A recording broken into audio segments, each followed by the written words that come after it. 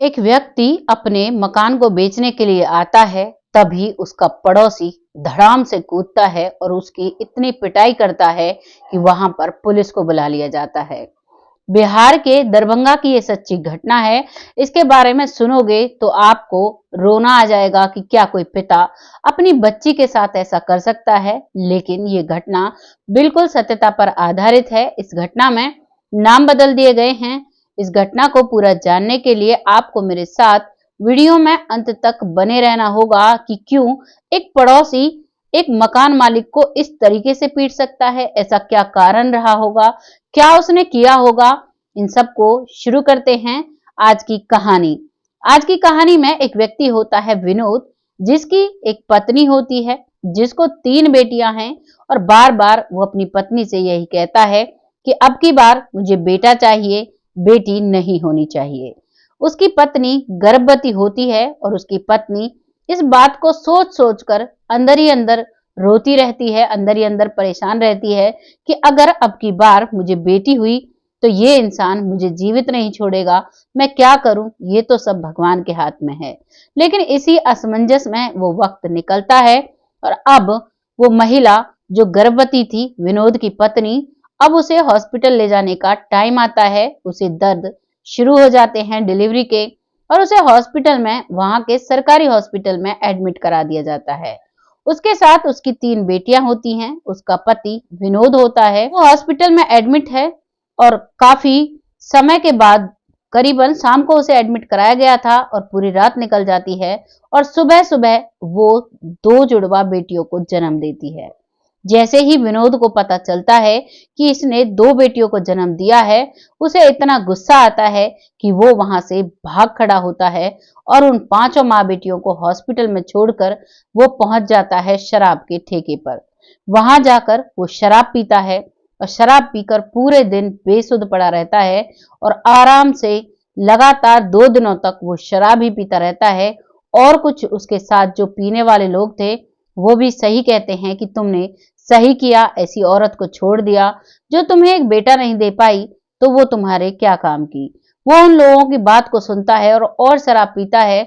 लगातार 2 दिनों तक वो शराब में टल्ली रहता है और उसके बाद उसकी पत्नी, जिसकी नॉर्मल डिलीवरी हुई थी, वो अपनी 5 बेटियों को लेकर घर की तरफ आती है और सोचती है कि अब मेरा क्या होगा, पता नहीं मेरा पति मुझे रखेगा घर में या निकाल देगा या मुझे मारेगा। क्योंकि पहले भी विनोद उस पर बहुत ज्यादा हाथ उठाया करता था, बार बार उन लड़कियों को पीटा करता था जो उसकी 3 बेटियां थी और वो मेहनत मजदूरी किया करता था। एक कच्चा घर था, उसका फर्श तो कच्चा था लेकिन ऊपर से उसके सर पर छत थी, लेकिन उसके पास कोई भी साधन नहीं था, सिर्फ और सिर्फ वो मजदूरी किया करता था। वो अपने पति की भी मजबूरी को समझती है, लेकिन भगवान की मर्जी के आगे वो क्या कह सकती थी, क्या कर सकती थी। अब वो अपने घर आती है तो उसका स्वागत प्यार से नहीं बल्कि गालियों से होता है और उसका पति उसे बहुत सारी गालियां देता है और वो अपनी मुट्ठियों को बंद किए हुए काफी गुस्से में अपने घर में अंदर चली जाती है। अंदर जाती है, बच्चियों को भूख लगती है, खाने के डब्बों को देखती है तो सभी डब्बे खाली पड़े हुए थे, उनके घर में खाने तक कुछ भी नहीं था। अपनी जो नवजात बच्चियां थी 2, उनको वो अपना दूध पिलाती है और वो इतनी कमजोर थी क्योंकि डिलीवरी से पहले उसका पति उसे बहुत टॉर्चर किया करता था, जिस वजह से वो अच्छे से खाना भी नहीं खाती थी। ऊपर से 2 बच्चियां उसके पेट में थी और इस वजह से, और अभी अभी उसकी डिलीवरी हुई थी, तो वो बहुत ज्यादा कमजोर थी, बहुत कमजोरी महसूस करती थी। लेकिन जैसे तैसे कर इधर उधर से लेकर अपनी बच्चियों को खाना खिलाया करती थी।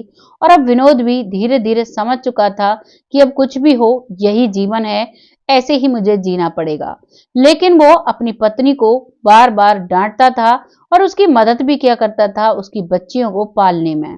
धीरे धीरे वक्त निकलता है, वो अपनी पत्नी से बात करता है, पत्नी भी उससे बात करती है तो वो कहता है तुम्हें तो पता ही है मैं शराब नहीं पीता, लेकिन क्या करूं, उस दिन मेरा बिल्कुल दिमाग खराब हो गया था, मैं कैसे जिम्मेदारी उठाऊंगा तुम्हारी 5 बच्चियों की, और तुम और मैं, हम सबका खर्चा एक मजदूरी से कैसे हो सकता है। वो पत्नी कहती है कोई बात नहीं, धीरे धीरे मैं भी ठीक हो जाऊंगी, मैं भी कमाऊंगी, दोनों मिलकर कुछ कर लेंगे। और अब धीरे धीरे वक्त निकलने लगता है। लेकिन एक दिन ऐसा आता है कि वो जो पत्नी होती है, उन 5 बच्चियों की माँ, वो उसका देहांत हो जाता है क्योंकि वो कमज़ोर हो चुकी थी। उसके अंदर काफ़ी सारी कमियाँ आ चुकी थी, उसके शरीर के अंदर वो कमज़ोरी की वजह से और बुखार और बीमारी की वजह से वो इस दुनिया में नहीं रही। सारी ज़िम्मेदारी उस विनोद पर आ जाती हैं। विनोद जो कि पहले ही अपनी बच्चियों से इतना चिढ़ा बैठा था और अब उसकी पत्नी भी नहीं रहती है, उनके लिए खाना बनाना, काम करना, फिर मज़दूरी पर जाना उसके लिए बहुत ही कठिन हो गया था। अब वो बहुत ज़्यादा परेशान रहता है। गाँव से दूरी पर घर था, तो पड़ोसी कभी-कभार जब देखा करते, तो कभी-कभार उनकी मदद कर दिया करते, कोई पड़ोसन खाना दे दिया करती, कोई उन बच्चियों को नहला दिया करती। ऐसे करके वक़्त निकल रहा था, लेकिन जैसे ही उसे जो विनोद है, उसे मौका लगता है, तो वो इतना खतरनाक खेल खेलता है कि जिसके बारे में सोचकर भी रूह काँप जाए। वो रात के अंधेरे में अपनी दोनों बच्चियों के लिए अपने घर के अंदर एक गड्ढा खोदता है और जीवित बच्चियों का पूरे शरीर को मिट्टी में दबा देता है, सिर्फ उनका सर बाहर छोड़ता है और वहां से अपनी 3 बेटियों को और अपना कुछ सामान लेकर रात के अंधेरे में अपने कमरे का ताला लगाकर वहां से फरार हो जाता है। तभी उसी गांव में पत्नी आए हुए थे, जिसमें पत्नी जो कि सरकारी टीचर थी, जिसका नाम था गायत्री, और उसके पति का नाम था सुरेश। वो दोनों उस गांव में आए थे और जब वो विनोद उन बच्चियों को रखा करता था, तो वो जो टीचर थी, सरकारी टीचर, जब वो अपनी नौकरी पर जाया करती, तो उन बच्चियों को देखकर बहुत खुश हुआ करती। उसे वो बच्चियां बड़ी अच्छी लगा करती थी। लेकिन जब रात को उसका पिता उन 3 बच्चियों को लेकर भाग गया और उन 2 बच्चियों को उसी कमरे में छोड़ गया, जब वो महिला टीचर अपनी नौकरी के लिए जा रही थी, तो वो उस घर से आवाज सुनती है उन बच्चियों के रोने की और दरवाजा बाहर से बंद था, ऊपर से उस पर ताला भी लगा हुआ था। इस चीज को देखकर वो सहम जाती है और वो डर जाती है और वो इधर उधर से लोगों को बुलाने लगती है और इधर उधर से उस कमरे में झांक कर देखती है। एक जंगला विंडो भी उस कमरे में थी, उससे झांक कर देखती है तो उसे कुछ दिखाई नहीं देता, बस उन बच्चियों की रोने की आवाज लगातार आ रही थी। अब इधर उधर से लोग इकट्ठा होते हैं, तो वो लोग कहते हैं कि मैडम जी, ताला तोड़ दो, अगर कुछ होगा तो हम आपके साथ हैं, पूरा गांव आपके साथ खड़ा है। वो बहुत ज्यादा परेशान हो रही थी वो मैडम जी। तभी उसका पति सुरेश आ जाता है और सुरेश 1 मिनट लगाता है उस कमरे का ताला तोड़ने में। जैसे ही ताला टूटता है और जब अंदर का मंजर पूरा गांव देखता है, तो सभी की आंखें नम हो जाती हैं और वो जो मैडम है, सरकारी टीचर गायत्री जी, वो सीधी अंदर जाती है और झट से उनके इधर उधर से मिट्टी हटाकर उन दोनों बच्चियों को उस मिट्टी में से निकालती है। उन बच्चियों के मुंह में काफी मिट्टी जा चुकी थी, वो बेहद रो रो कर बेहाल थी। इस मंजर को देखकर पूरा गांव बहुत परेशान हो जाता है और वो जो गायत्री है, वहां पर गायत्री का पति सुरेश पुलिस को बुला लेता है। पुलिस मौके पर आकर सारा मंजर देखती है और मंजर देखने के बाद अब पुलिस उन लड़कियों को अपनी कस्टडी में लेकर जाती है।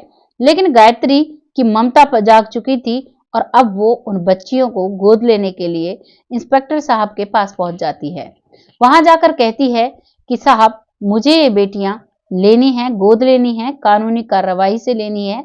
आप मुझे इन बच्चियों को दे दो, इनका परवरिश मैं करना चाहती हूँ।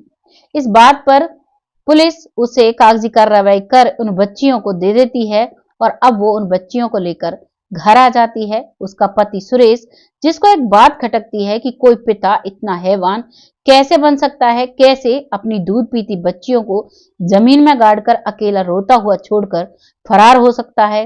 लेकिन उसके दिमाग में यही था कि किसी दिन तो वो आएगा, ये घर जो उसका है, इसके लिए तो वो जरूर आएगा। और अब वो उसी दिन से उस घर की निगरानी करने लगता है।